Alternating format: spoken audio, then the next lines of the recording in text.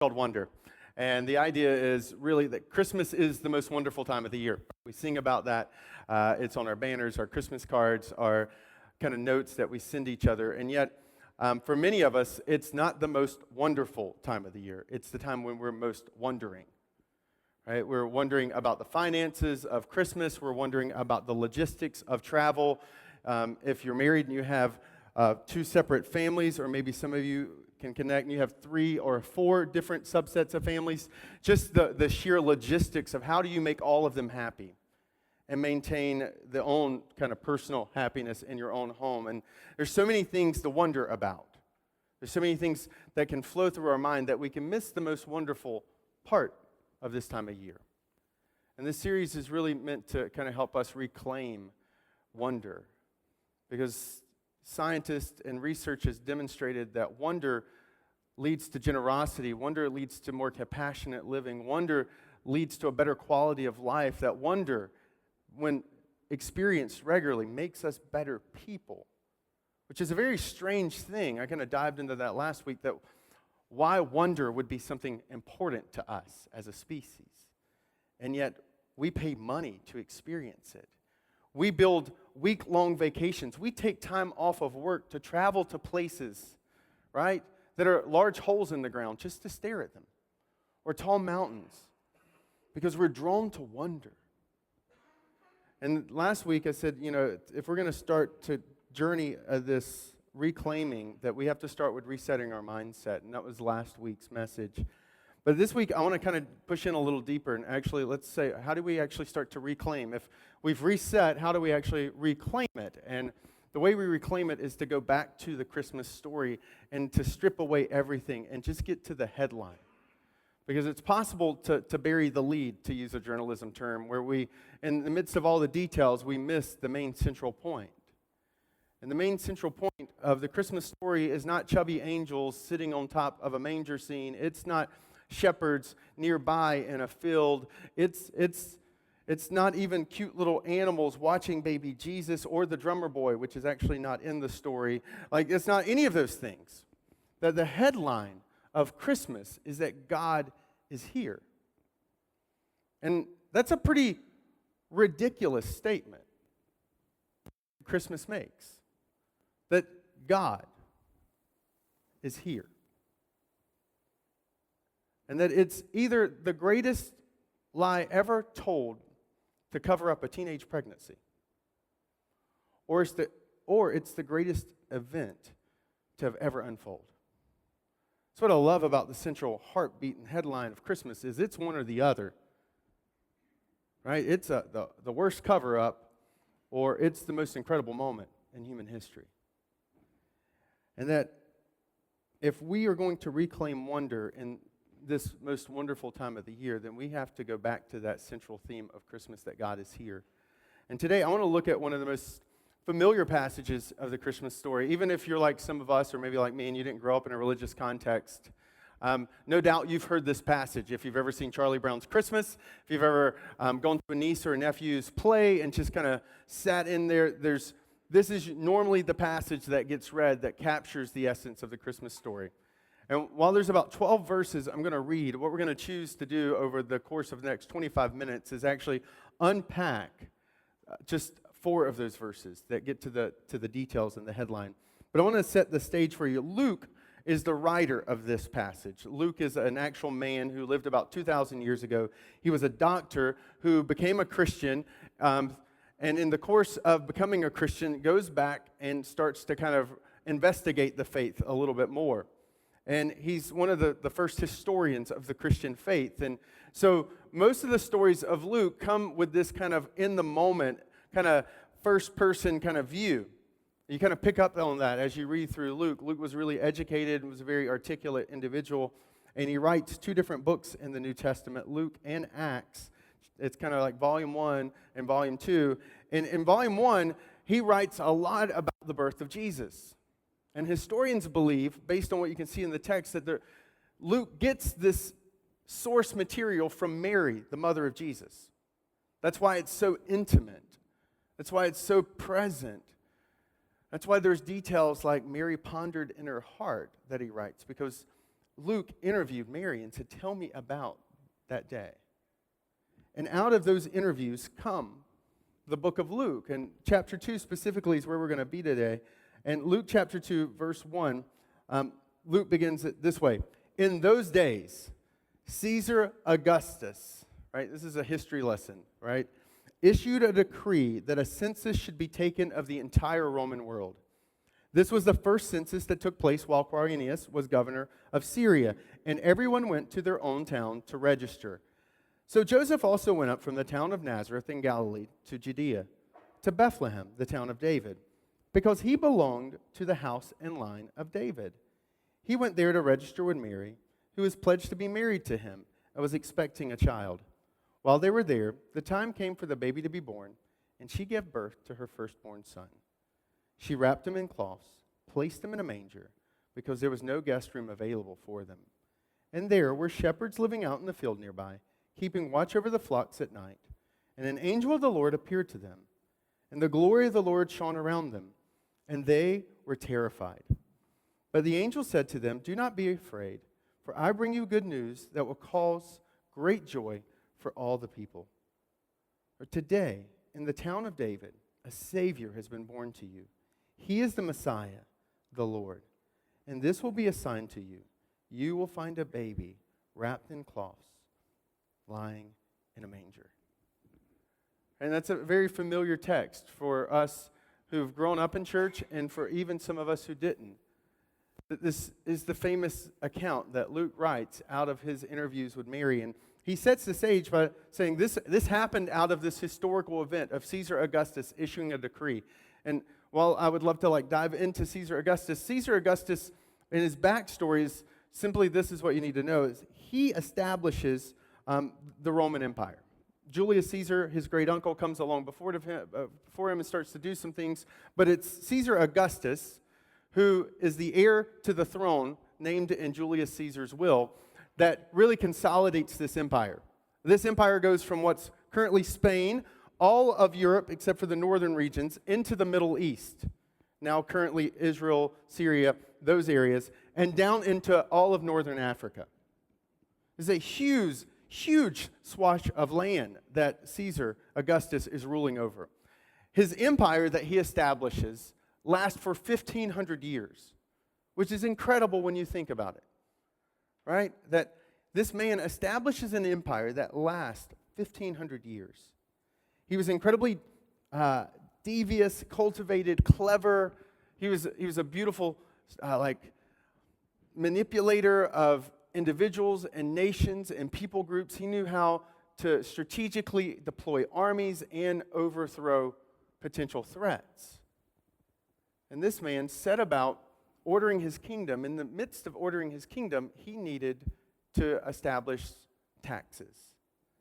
And so he issues a census over his entire kingdom that forces people to relocate back to where they grew up in order that a proper account can be done to figure out the taxes that each region owes to him as the supreme ruler of the world. And this is the backdrop of the Christmas story. Mary and Joseph, because of Caesar's decree, load up and begin to travel. She's 9 months pregnant, on the verge of giving birth, and they trek 90-plus miles, 3-day journey, to this little town of Bethlehem that would essentially be equivalent to almost a Brockton Falls River distance from Boston. It's kind of a suburb of Jerusalem in its day, and it's a really small, quaint village that's not ready, that doesn't have the infrastructure to handle the surge of returning citizens and family members. And so into that crowd returning back to Bethlehem, into the bustle of commerce, of hotels being sold out, of food vendors selling out because of the surge of people, come into that town Mary and Joseph. And when it's time for her to give birth, she begins to go around to the different inns, and there is no room in all the town. And what ends up happening is they find a stable and a manger scene, and what's probably eventually what would have been a feeding trough for the animals would have been the place that baby Jesus would have been placed inside of. And that's the Christmas story. That's the backdrop of the Christmas story.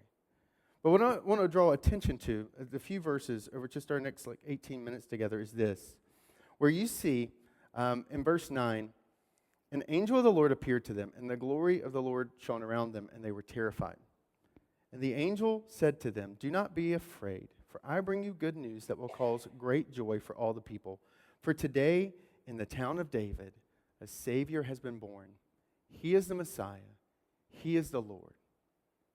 And so what's interesting about that phrase in verse 11 is that's the same phrase that gets picked up and used of Caesar's future children. Because this phrase, this thing that the angel says to Mary, is pointing to deity. It's pointing to the divine.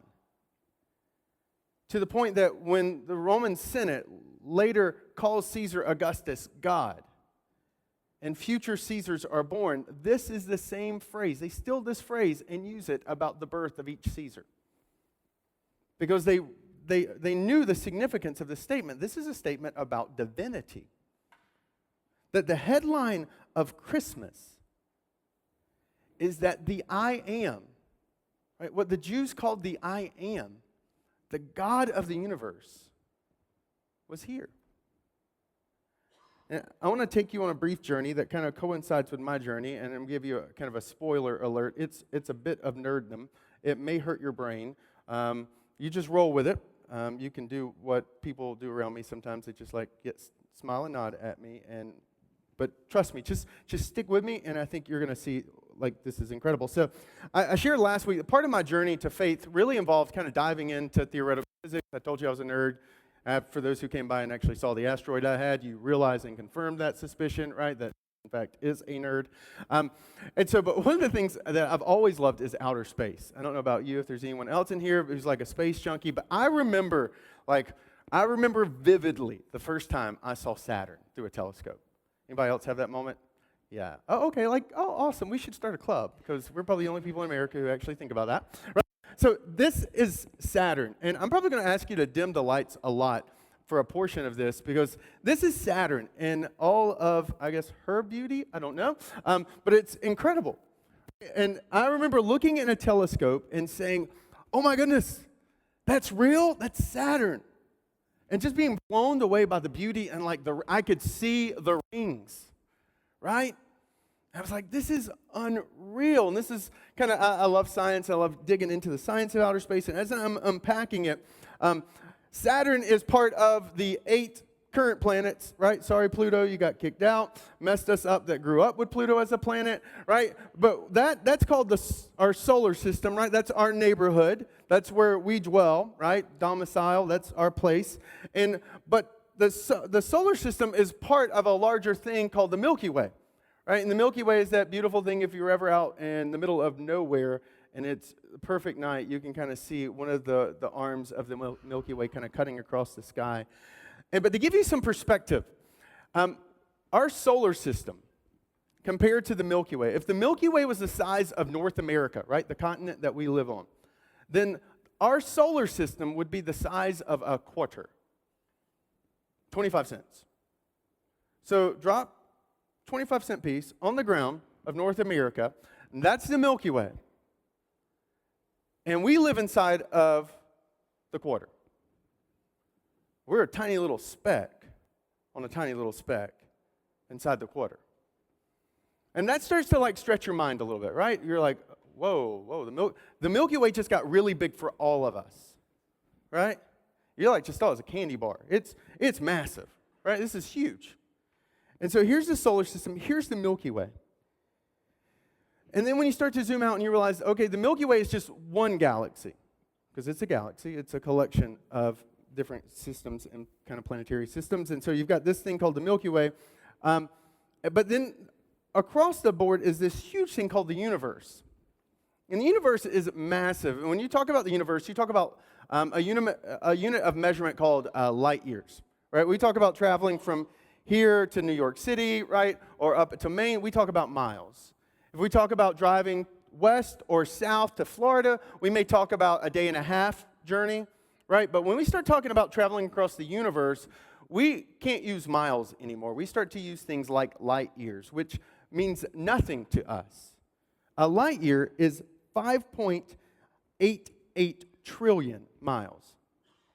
Like, I don't use trillion in the course of my daily vocabulary, right? Like, trillion's not a word I use a lot. So let me kind of give you a way that helps me kind of frame a trillion. If I were to tell you a million seconds, if we were to count out a million seconds would be 11 days ago. So 1 million seconds is 11 days ago. 1 billion seconds, just guess in your head. Do you know how to say it out loud? Just guess in your head. Is 31 years ago. Okay? Still tracking? 1 trillion seconds? I'm so excited. I just went up, like my pitch just went up. That's how excited I get about this stuff. Sorry about that. 1 trillion seconds is 31,688 years and 1 month ago. That's a trillion. And when we talk about a light year, we're talking about 5.88 trillion miles. And the universe in its vastness, right? I'm going to give you 2 more pictures to kind of frame this. The universe in its vastness is about 14.5 billion light years across. That's incredibly, that's like brain-numbingly impossible to fathom. But Hubble, which is a space telescope, about 2 years ago was engaged in taking kind of deep pictures. And so what you see behind you is is a scale. If you were to see the scale, this is like the moon's the scale. So if any night you're ever out and you see the moon, this is the moon to scale. The extreme deep field, which was the image taken by Hubble, is that little square right in the middle. Like that's representative of what that tiny little selfie that Hubble took of the universe. And when they downloaded and got the digital pictures back from that, what they found was this image, the next image. And what was incredible is when you look at this may look like a bunch of specks, and it may not look very profound, but every single one of those specks are a galaxy, like the Milky Way. That's not stars. Those are galaxies. You start to get a frame for how big this universe is. You kind of, maybe your brain hurts a little bit, but you kind of start to see how vast this thing is that we call the universe, right? It's massive. And when the Hubble Extreme Deep Field returned the shot, it was like, man, this thing is so big. And while I'm journeying through this, asking and bouncing up against the idea of like human knowledge, one of the things that you come across eventually is the Big Bang. And one of the things that in the midst of reading and processing, there was a question that would want to bubble up inside of me that I thought was a very logical question, but people seemed to be reluctant to ask it unless it was in the realm of these books I was reading. These scientists seemed to be comfortable with the question because they're like, you have to, right? In any other circumstance or context, when a Big Bang happens, we always say what or who caused it, right? I mean, if there's a bang, people are like, what happened and who was behind it? And so another telescope that's currently orbiting our planet that was put out by the European Space Agency is the Planck telescope, right? And the Planck telescope is a continuation of ongoing research where they're trying to capture the echo of the Big Bang.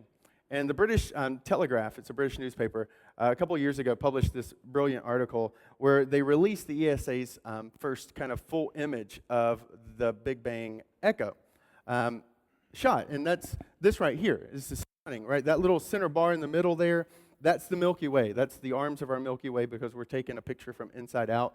This is a flat image. You kind of drop us in the middle of it and make it three-dimensional where it's wrapped all around us. And you kind of get a spectrum of what this is. But the Telegraph identified this for what it really was, that what you see is the echo of the first light in the universe. And I don't know about you, but my heart and my mind, when I read that, and even processing through this in my journey of faith, I went back to when it said, God said, let there be light. And that spark that created this universe. Like what you see when you look at the Planck image is the echo of the voice of God speaking light and creating a universe that is still reverberating to the farthest edges of the universe. Imagine the power of a voice that speaks that can still be captured at the edges of the universe.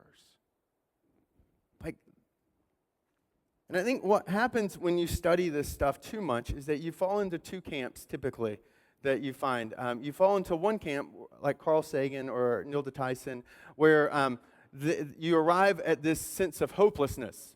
You're like, the universe is vast, it's cold, it's empty, it's alone. This is the only thing we've got going. We better not mess this up. We can't expect hope from outside because in this universe, we're all by ourselves. And there's a sense of despair that comes out of it. Even Carl Sagan in his book, Pale Blue Dot, right, this beautiful just packing of Earth's uniqueness in this cosmological thing called the universe, he comes to this similar place of like, we can't expect hope from outside. We better not mess this up. And then you got the camp over here, which is the feel-good, emotional, sentimental, that we're so special, we're all like snowflakes and we're unique, where like the universe is about us. And everything's about us. Because look, we're the only life forms in the entire universe. We're special. We should have a song, right? And I think that both of those camps miss the point of the universe. I don't know if any of you are Adele fans, right? I am. I'm comfortable admitting that, right? I straight up, I believe in angels because an angel, a baby one of them, crawled into that girl's throat and lives there. And every time she opens her mouth, it sings. I believe in angels because I have Adele's records and I hear it, right? But like this girl, when she opens her mouth, it's like, wow.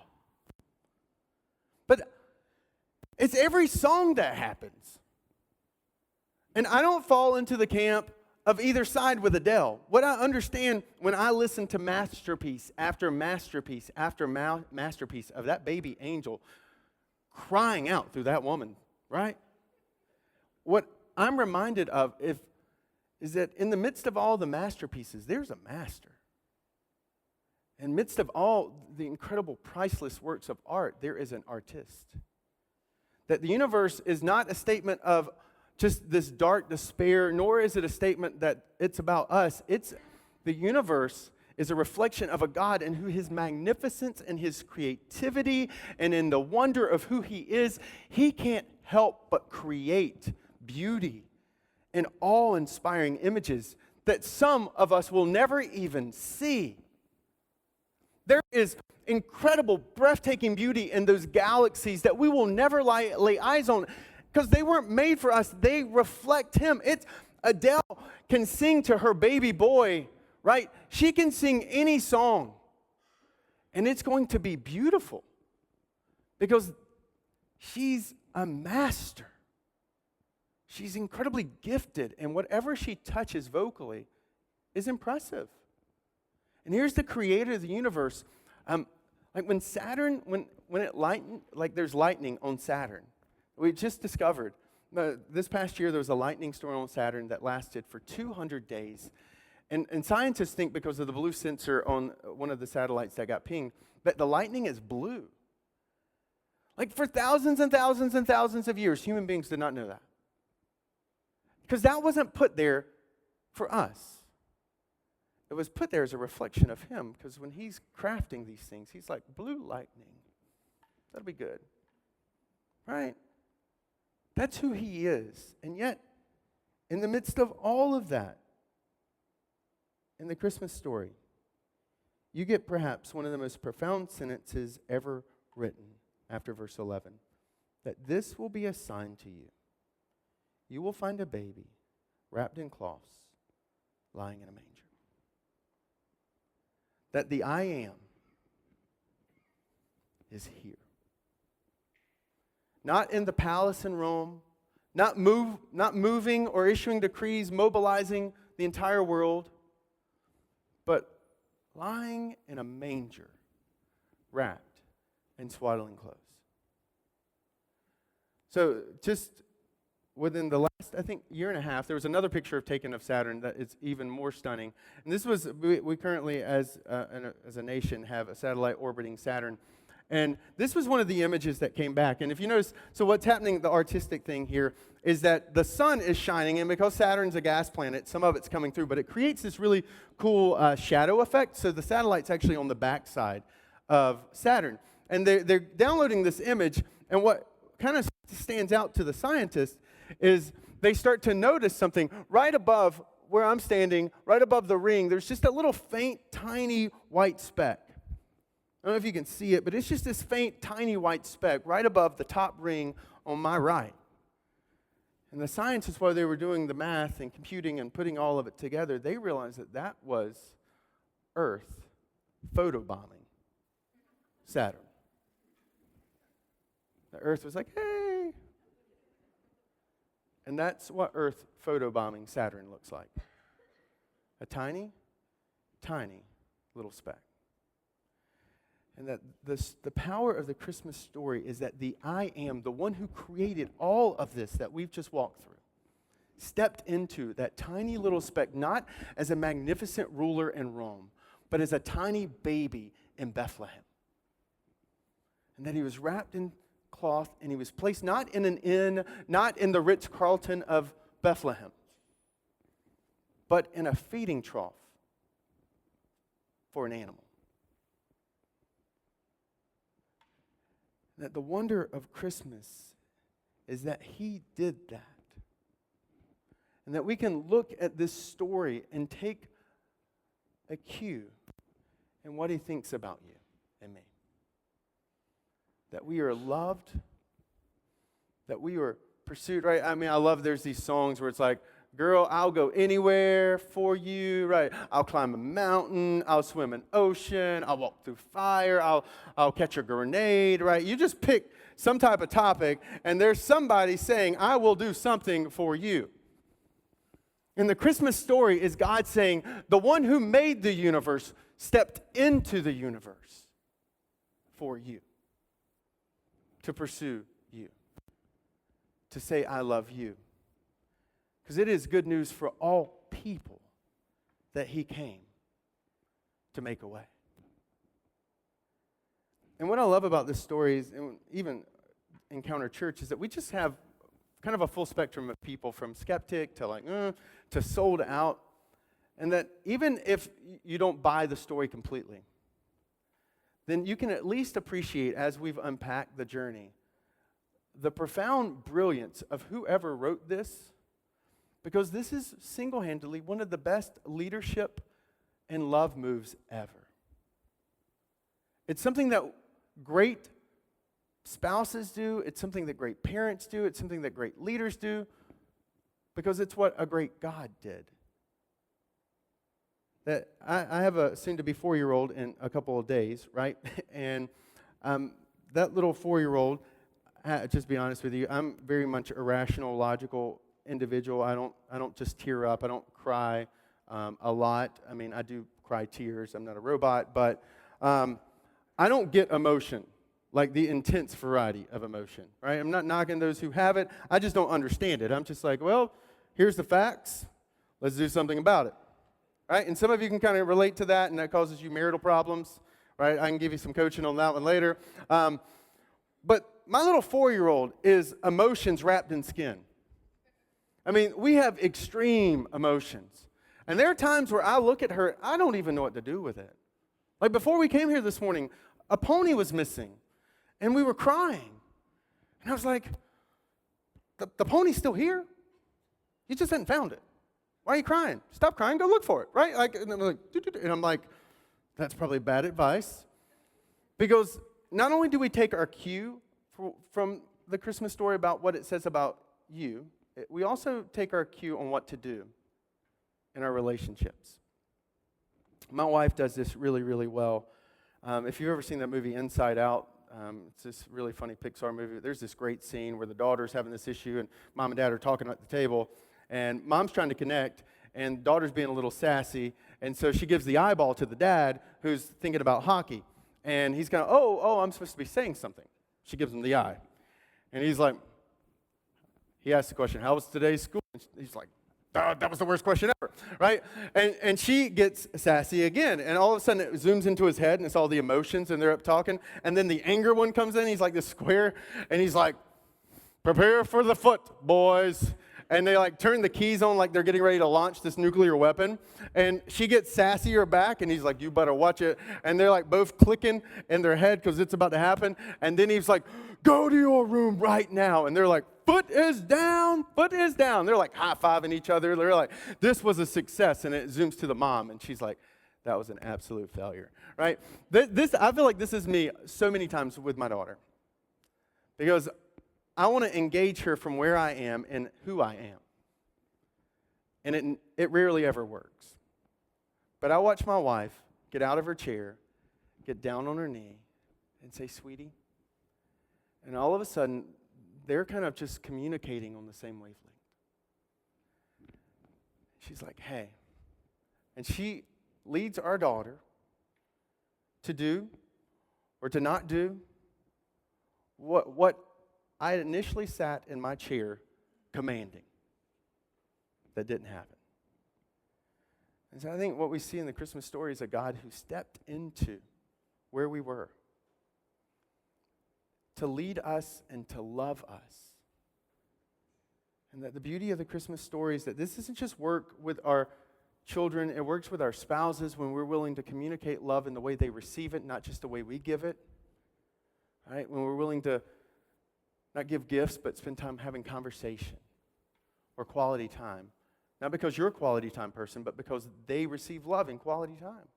Or if you're a boss or an employer, that you don't just treat your people that work for you like they're means to an end, but that you step into their world and you step into their life and you get to know them and you care about them.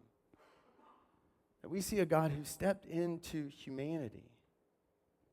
And even at a cultural level, Ferguson, last year, I recently had an opportunity to hear Ron Johnson, who was brought into Ferguson, Missouri, to help turn around the riots.